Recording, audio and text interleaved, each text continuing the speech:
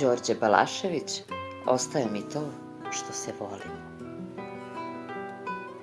Moj drug iz detinjstva živi sretno na selu, ko u ruskom romanu, tačno tako. Ima ženu i sina i podrum pun vina i sve mu je ravno.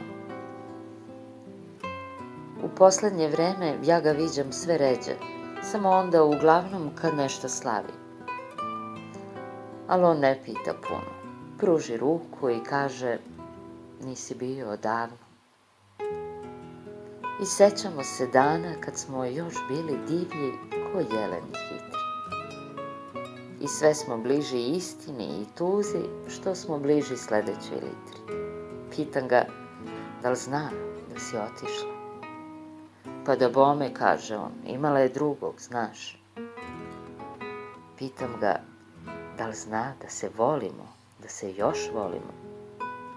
Blago tebi, gunđa on, nekad si ko dete, baš.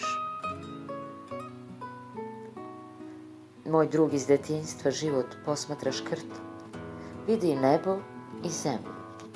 Ma ima pravo. Ja sam prokleti pesnik koji stoji na kiši, koji laže i voli.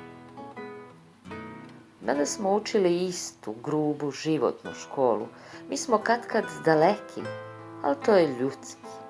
Svako nosi u sebi nekog svog malog Boga kom se potajno moli. I sećamo se dana kad smo bežali vetru ko besni čilaši i sve smo bliži istini i tuzi što smo bliži sledeću čašu. Pitam ga šta sad kad si otišla.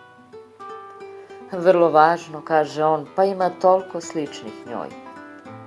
Pitam ga da li zna da se volimo, da se još volimo.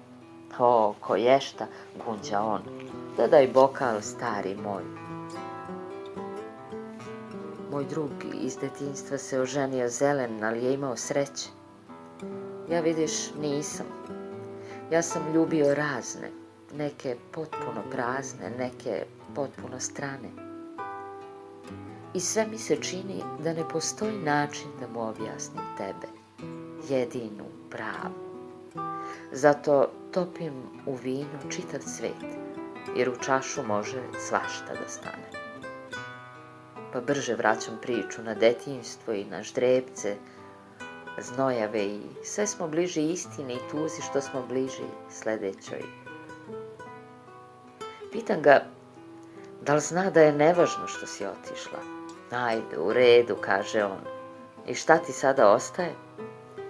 Pa ostaje mi to što se volimo, što se još volimo. O, da li zbog vina, gunđa on, ali ovo smešno postaje.